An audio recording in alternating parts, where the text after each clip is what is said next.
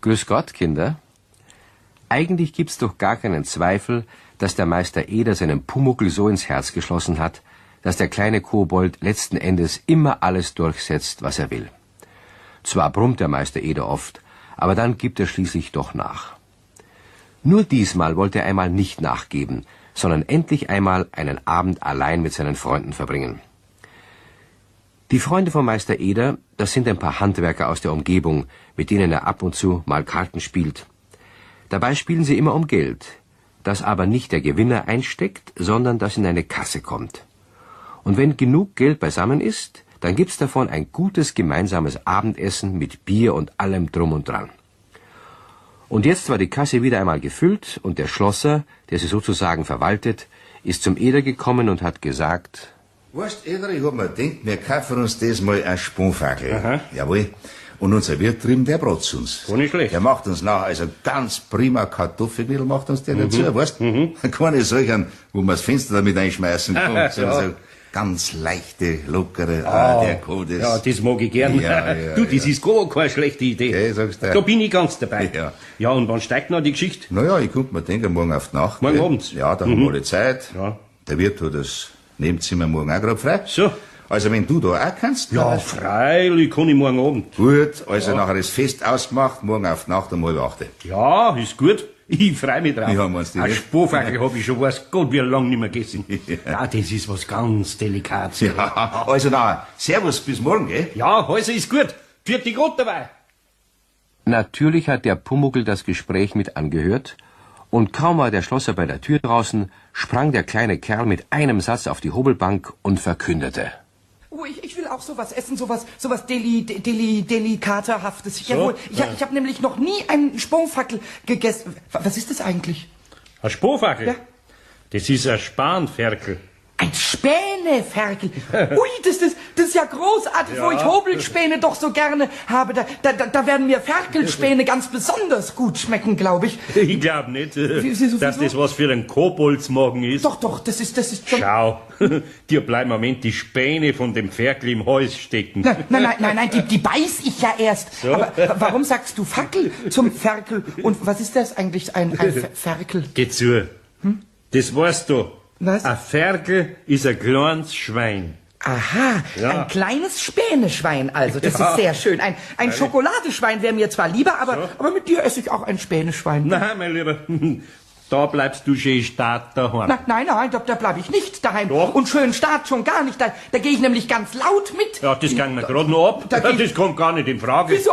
Ja, da darfst ja du den ganzen Abend Faxen machen und ich hätte überhaupt keine Ruhe. Ich mach keine Faxen, ich esse Spänehaxen. Das reimt sich wieder. Pumuckl, gib einmal Obacht. Ja? Ich bring dir ein Stickel davon mit heim. Nein, ich Aber kann an dem Abend, da geh ich allein fort, dass du das weißt. Ich mag mich grad von den Leuten nicht auslachen lassen, weil die da alleweil meinen, ich bin. Bloß, weil du wieder was angestellt hast, was ich vertuschen Also muss. ich verspreche dir, dass die dich nicht auslachen werden. Und wenn sie dich auslachen, dann... Hui, dann werden die was erleben. freilich, ja. Dann werde ich nämlich... Ja. Dann mache ich Ja, nämlich... ja, das ist genau das, was ich alles nicht will. Du bleibst daheim, basta. Ja, ich bleib nicht daheim, basta. Du bleibst daheim. Das wäre ja klar. Wenn ich als alter Jungser nicht einmal allein ausgehen darf. Und es wäre noch mehr gelacht, wenn ich einmal nicht mitgehen dürfte. Ich bin ein Mitgeh-Kobold, jawohl. Nein, in dem Fall bist du ein Daheim-Bleib-Kobold. Nein. Du, wenn du dich so aufhörst, dann sperre ich dich gleich in die Schublade und lass dich nimmer raus. Wenn man jemand in die Schublade sperren will, dann muss man ihn erst mal haben. Ja, den jemand, den hab ich gleich. Die haben nämlich längere Füße und längere Arme als du. Nein, nicht. So, mein Lieber. Da siehst du, da hab ich dich schon. Lass mich aus. Ja, freilich. Ich verspreche alles. Nicht in die Schublade, ich bleib daheim. Na, also. Allein. Und wein. Das Weinen kannst du dir sparen. Wieso? Ich bin ein armer Daheimbleibe Pumuckl. Bleibst oder nicht? Ja, ich bleibe. Lass mich aus. Also gut. Und wenn du brav bist, dann bring ich dir was mit von dem Sponfackel und sogar einen Schluck Bier kriegst. Von mir nachher noch dazu spendiert. Zwei Schlucke. Also schön. Zwei. Von mir aus auch 2. Ja, oder vielleicht 3. Nein? Es sah also zunächst so aus, als ginge alles gut. Der Meister Eder ist am nächsten Abend allein weggegangen und der Pumuckl allein zu Hause geblieben. Natürlich hatte der Meister alle Fenster und alle Türen gut verschlossen, damit er auch sicher war, dass der Kobold nicht doch noch plötzlich nachgesaust kommt, denn der Weg zu der Wirtschaft ist dem Pumuckl nicht unbekannt. Der Pumuckl blieb in nicht gerade rosiger Laune zurück. Er saß in seiner Schaukel und beschäftigte sich damit, ein Gedicht zu machen, in dem er sich so richtig selber leid tun konnte. Einsam sitz ich in der Schaukel, die Welt ist traurig und voll Gaukel. Voll Gaukel. Die Träne rinnt über die Nase, sie füllen schon ne Blumenvase. Blumenvase voller Tränen. Und während andere Spanschwein essen, bin ich ganz und gar vergessen. Ganz und gar. Mögen andere satt und dick sein, ich krieg nichts vom schönen Spanschwein. Weinen ist ja sehr schön, aber langweilig, wenn es keiner hört. Da muss ich mal was anderes tun. Man muss sich mal richtig in die Späne blasen, dass sie so rumfliegen. Das mache ich jetzt mal, ja.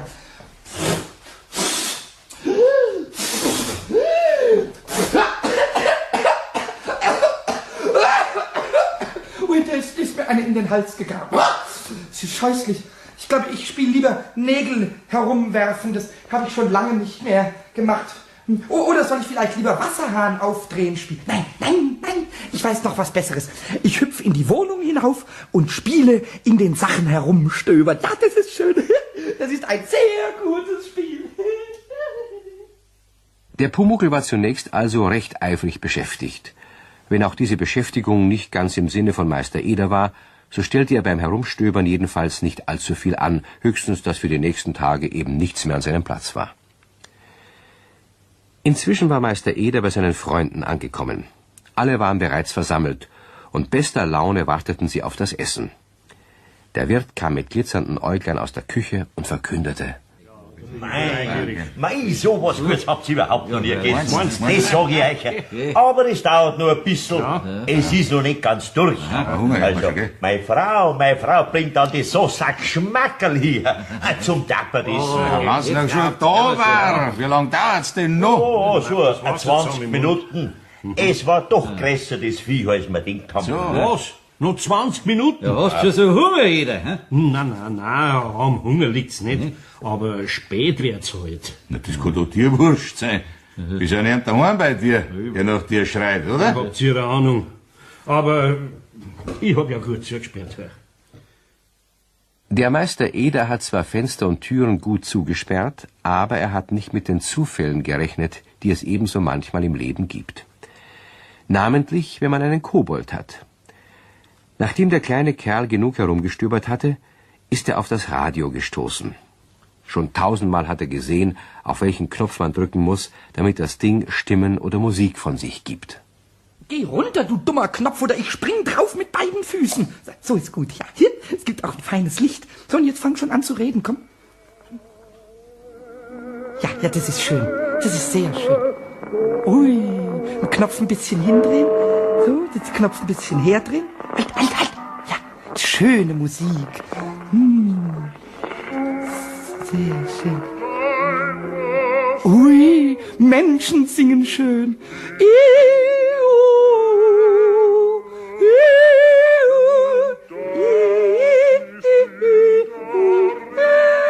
Also ich weiß nicht, ich glaube, der in dem Kasten da drin, der singt falsch. Ich muss mal einen anderen suchen, der richtiger singt, damit es ein bisschen besser zu meiner Stimme passt. Jetzt muss ich mal gucken, ob da nicht vielleicht... Ja, das ist auch nix. Ja, das ist das Richtige.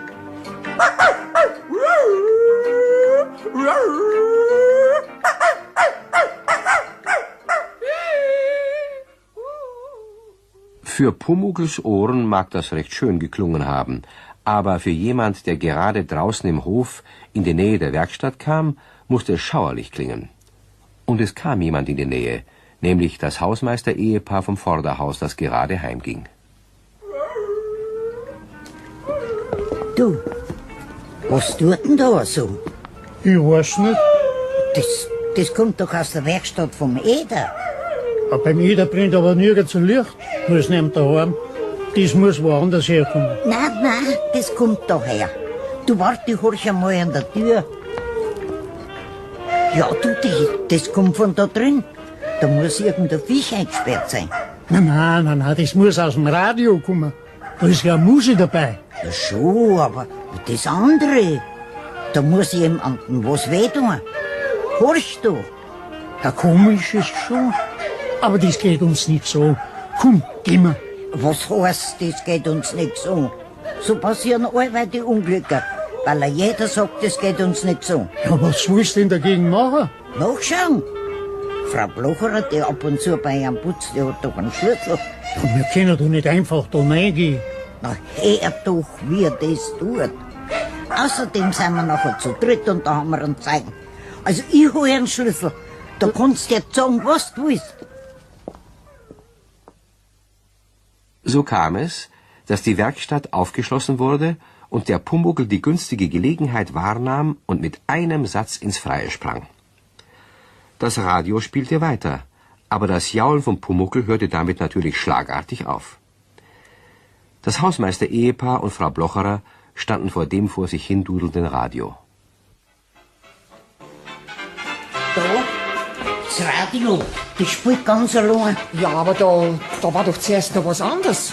Das hat ganz anders da. Da werden sie halt zuerst ein anderes Stück gespielt haben. Das hat halt ein bisschen kalt in dem leeren Raum, das ist alles. Aber was sagen wir jetzt zu jeder, dass wir einfach in seine Wohnung gegangen sind? Der soll doch froh sein, dass wir ihm das Radio austraut haben. Kostet ja alles ein Geld, ne? Ja, nachher draus jetzt aber auch aus. Und jetzt gingen wir. Ja, gehen wir. Dann sind wir froh, dass nichts Schlimmes war. Der Pumuckl ist natürlich schnurstracks in die Wirtschaft gerannt und ist gerade hingekommen, als das Essen serviert wurde. Der ahnungslose Meister Eder nahm sich eben 2 dampfende Knödel aus der Schüssel. Das ist ein Anblick. Den lassen wir gefallen. Hey, Wirt sagt deiner Frau einen schönen Gruß. Also wunderbar hat sie das gemacht. Extra gut für euch. Lasst es euch schmecken miteinander, gell? Das brauchst du uns nicht zweimal sagen. Guten. Hoppla. Ja, jeder, nicht mit den Knädeln schießen. Zum Essen sind's da. Ja, wie hab ich denn das jetzt gemacht? Ja, was ey. Ach, der Knädel ist mir einfach davongekupft. Mei, das frische Tisch durchschaut unten. Ja, Essen sollte man halt gelernt haben, gell? Ja, Herrschaftszeiten. Ja, mein Knädel. Jetzt ist am Schluss noch einer Knädel davon. Ah, das kommt davon, wie man gescheit daherredet, gell? Ein bisschen Gummiknädel sind sie ja schon. Aber die Spurfackel, hervorragend ist das also. So zart. Ja, Herrschaft, Hey. hab ich den heute lauter Dame. Jetzt fällt mir noch das Steak auch aus der Hand, sowas. Resi, Ja? geh bitte, bring uns mal ein frisches Steak. Ja, gleich, Herr Eder. Eda, kannst du den Satz schnell sagen?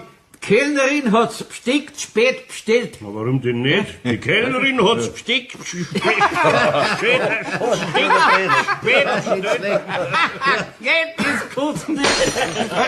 Ja, Herrschaftszeiten einmal. Was ist denn Deswegen brauchst du nicht gleich das Glas umschmeißen. Das ist ja wahr, auch mir direkt über die Hosen. Weil Bier nicht viel papert. Ich? Ja, ich bin ja gar nicht an das Glas hingekommen. So. Ja, du hast ja so ausgeschlagen, dass es gefallen ist. Ja, ich bin ja 1 Meter weit weg wieder von, gell? Okay, streit's nicht. Resi, bring es dem Herrn eine frische Halbe. Wir haben's ja. Das sag ich auch. Also von allein fällt nichts runter, nicht? Der Bierglasl schon gar nicht. Ja, Ja, wenn ich aber das sag. ja, ist denn wirklich niemand an das Bierglasl hingekommen? Also ich bestimmt nicht. Ich auch nicht. Wenn ihr nicht sicher wisst, dass es nicht gewesen sein kann. Wer kann's nicht gewesen sein? Er oder ich? Ich kannst du nicht gewesen Ja, sein. von dir redet ja auch keiner. Geh, lass das gut sein. Gebt's mir den Knädel her. Ja, das ist ein Edel. Der Knädel ruhig über den Tisch. Ja, schauen wir den heute alle tappert. Also, sowas hab ich da noch nie erlebt. Sowas, nein. Also, jetzt gibt's für mich keinen Zweifel mehr. Der ist mir rausgekommen. Ja, das ist halt schon das zweite Mal, dass das Besteck auskommt, Ida. Nein, ich mein ja nicht das Besteck. Resi, der Ida hat's Besteck spät bestellt. Jetzt ist schon bald an jeden von uns der Knäl ausgekommen. Ich muss jetzt schon schnell heimgehen, nachschauen. Geh, wir sind ja mit dem Essen noch gar nicht fertig. Nein, das muss ich wissen, ob er daheim ist oder nicht. Ja, wer soll denn daheim sein? Hast du am Besuch? Nein, ich hab ja alles zugesperrt und trotzdem... Geh zu, Eder, bei dir steht doch keiner was. Ich sag euch, das ist kein Zufall, dass uns da und alles so runterfällt. Ich geh schnell heim. Das versteh ich nicht. Wenn uns was runterfällt, nachher musst du da nicht heim. Holst du vielleicht eine Gabe, die du um ein Hals hängen kannst, damit es dir nicht mehr runterfällt. Nein, das versteht's ja nicht. Also, ich bin gleich wieder da. Eder! Ja, ich bin gleich wieder da. Ich bin gleich wieder. Ja. Was ist denn? Jetzt sagt's einmal, versteht ihr das? Nein. Also, überhaupt nicht. Geht heim, weil uns Knädeln runterfallen. Sowas. Resi, nur heute. Nun, wer nichts vom Pumuckl weiß, kann das Weggehen vom Eder auch nicht verstehen. Aber wer, so wie wir, Bescheid weiß, der versteht den Meister Eder gut. Er musste unbedingt wissen, ob der Kobold ausgekommen war. Der Pumuckl, der natürlich an dem Knödel hinunterwerfen großes Vergnügen fand, hatte sich einen Augenblick überlegt, ob er schnell mit dem Meister Eder heimsausen sollte. Aber er war grad dabei, ein Stückchen Spanferkel in seinem Mund verschwinden zu lassen, und das war so gut, dass er sich lieber inzwischen satt essen wollte. Heimgehen konnte er ja immer noch, nicht wahr? Also, der Meister Eder schloss seine Werkstatt auf. So, da waren wir jetzt. Also zugesperrt ist noch alles. Die Fenster sind zu, die Tür ist versperrt. Der hat ja gar nicht rausgehen, der Pumuckl. Was sowas Blöds, dass ich heimgerannt bin. Was die jetzt von mir denken. Ja, man wird halt so, wie man einen Kobold hat. Pumuckl! Pumuckl! Ah, vielleicht schlaft er noch in seinem Bett. Na, das ist leer. Ja, Pumuckl! Pumuckl, versteht dich nicht. Ich muss wissen, ob du daheim bist oder nicht. Schau her, uns fallen doch da die Knädel runter. Pumuckl! Herr Eder! Was ist denn los? Herr Eder! Was? Ja, gerade habe ich gesehen, dass bei einer offen ist. Ja? Ich wollte Ihnen bloß sagen, dass wir bei einer Einbrucher Was, sind. Einbrucher? Ja, ein Radio hat er so laut gespielt, den haben wir angedreht. Was? Sie haben? Ja, das hat sie angehört von draußen, als ob ein Viech bei einer eingesperrt gewesen war. Okay. Sind sie nicht besser. Ja. Aber ich hab den Schlüssel bei der Frau Blocherer geholt und dann sind wir alle drei rein. Ja, nachher wundert mich gar nichts mehr. Wieso denn? Was ist denn los? Weg ist er. Sie, Herr Eder, Was? wir haben für nichts weggenommen. Dafür haben wir Zeit. Ah ja, das... Wir sind bloß rein und haben einen Radio zugedreht. Nein, so hab ich's ja nicht gemeint. Ja, was ist denn nachher weg? Ah, nix ist weg. Ja, aber zuerst haben sie gesagt, das ist was weg. Nein, Sie können ja nichts dafür. Wofür kann ich nix? Dass er ausgekommen ist. Ja, wer denn? Der Pumuckl, wenn Sie schon wissen wollen. Also war doch eine Viecherin. Ja, das... Mei, das tut mir leid, dass das ausgekommen ist. Was war's denn für ein Viech? Was, eine kleine Katze? Nein, eine Maus. Was, eine Maus? Ja. Ja, um Himmels Willen. Und das ausgekommen? Ja. Na, hoffentlich läuft's uns nicht ins Vorderhaus rein. Keine Angst, ins Wirtshaus ist gelaufen. Aber den pfeife ich heim, das sag ich Ihnen. Der Hausmeisterin blieb die Luft weg. Sie wusste nicht, was sie davon halten sollte. Aber sie hatte auch keine Zeit mehr zu fragen. Der gute Eder war nämlich zu allem entschlossen und drängte sie einfach zur Tür hinaus. Ihm war es jetzt auch egal, was seine Freunde denken würden. Auf der Stelle musste der Pumuckl nach Hause geschickt werden. Im Eilmarsch ging Eder zu seinen Stammtischbrüdern zurück. Ah, da bist ja wieder jeder. Jetzt hock dich her. Ja, jetzt sag einmal, was war denn eigentlich jetzt los? Hä? Warum bist du jetzt gekommen? Ja, wir haben das alle miteinander verstanden. Du. Ja, ist in meiner Abwesenheit noch was runtergefallen. Da reden wir nicht drüber. Dresi bringt uns nur eine neue Schüssel mit Knödel. Ich glaub, nach dem Essen dürfen wir uns alle miteinander chemisch reinigen. Also ist er da. Ja, wer? Seid stark. Lasst mich jetzt machen. Und wir können die zweite Portion Knödel in Ruhe essen. Wetten, dass dann gar nichts mehr runterfällt? Ja, der Eder ist unter die Zauberer gegangen. Ja. Also bitte schön, fang nur mit deiner Vorstellung an. Au! Was zwickst mit den Schorsch? Ich hab dich da nicht zwickt. Pumuckl, augenblicklich erst auf und gehst heim. Wen meinst du denn jetzt, hä? Kannst du zu uns nicht sagen, wir sollen heimgehen? Du hast mir versprochen, dass du daheim bleibst. Wenn's nicht sofort gehst, sperr die 5 Tage in Schubladen, verstanden? Ja, mit wem redst du denn nieder? Mit dem Kobold, der unsere Knädel alle bei runterschmeißt. Mit dem Kobold. Der Kobold hat auch. Das ist ja. Ja, Eder, du bist ein Viech. Einmalig. Ich hab jetzt wirklich gedacht, ihr meint das ernst. Ich mach dir jetzt die Tür auf und du gehst raus. Und zwar schleunigst. Das ist deine einzige Chance. Wenn nicht, dann ist aus mit unserer Freundschaft. Ja, jetzt hör doch wieder auf, Eder. Wir glauben das ja schon. Jetzt steht er tatsächlich auf und macht Tür auf. Na, stopp. Ja, ich sieh dich schon. Geh nur zu. Lauf zu. Die Tür hab ich angelegt lassen. Nein, kannst du ran. So. Ja, was ist denn das? Ja, was Jetzt haben wir unsere Ruhe. Also das mit den Schubladen hat gewirkt. War ja gelacht. Wenn man da nicht ein Machtwort sprechen kann. Weil, Eder, jetzt beruhig dich noch wieder. Ja. Das war eine gute Vorstellung, die du gegeben hast. So, Resi. Und jetzt her mit den Knädeln. Jetzt fällt keiner mehr runter. Ja, ich hab schon. Das ist aber Da hast du die ganze Schüssel voll. das ist Meine schöne Knädel. Ja, geht's denn sowas? Das ist möglich. Ja, du mein Eder, jetzt war deine ganze Vorstellung umsonst. Nein, die war nicht umsonst. Die Knädel hat die Resi schon selber fallen lassen. Ja, und du vorhin dein Steck. Ja, Kinder, auch ein Kobold ist nicht an allem schuld. Die Schüssel ist der Kellnerin wirklich selber ausgerutscht. Schade, dass der Pumuckl das nicht erlebt hat. Er hätte sich bestimmt darüber gefreut. So aber schlich der wortbrüchige kleine Kerl in die Werkstatt. Er machte um alle Schubladen einen großen Bogen und setzte sich in seine Schaukel. Und weil der Mond zum Fenster hereinschien, dichtete er. Da bin ich nun allein zu Haus, der Mond sieht wie ein Knödel aus, und wär er nicht am Himmel droben, ich stupste ihn, er läg am Boden. Ich stupste alles groß und klein, die Sterne und das Späneschwein, die Schüsseln, Teller und die Wolken, und alles müsste mir dann folgen. Doch so folg ich hier jetzt im Stillen dem Eder um der Freundschaft willen. Die Kullerknödel sind's nicht wert, dass man mich in die Schublade sperrt.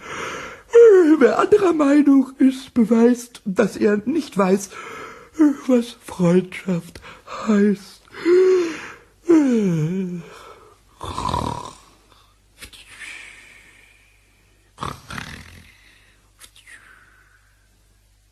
Nun, diesem wirklich schlauen Gedicht gibt's nichts hinzuzufügen. Der Meister Eder hat noch einen sehr heiteren Abend verbracht. Und als er nach Hause kam und den Pumuckl schlafend in seiner Schaukel fand, war er ihm gar nicht mehr sehr böse, sondern nahm ihn ganz behutsam und legte ihn in sein kleines Pumuckl-Bett. Und wenn ihr wissen wollt, wie die Geschichte weitergeht, auf Wiederhören beim nächsten Mal.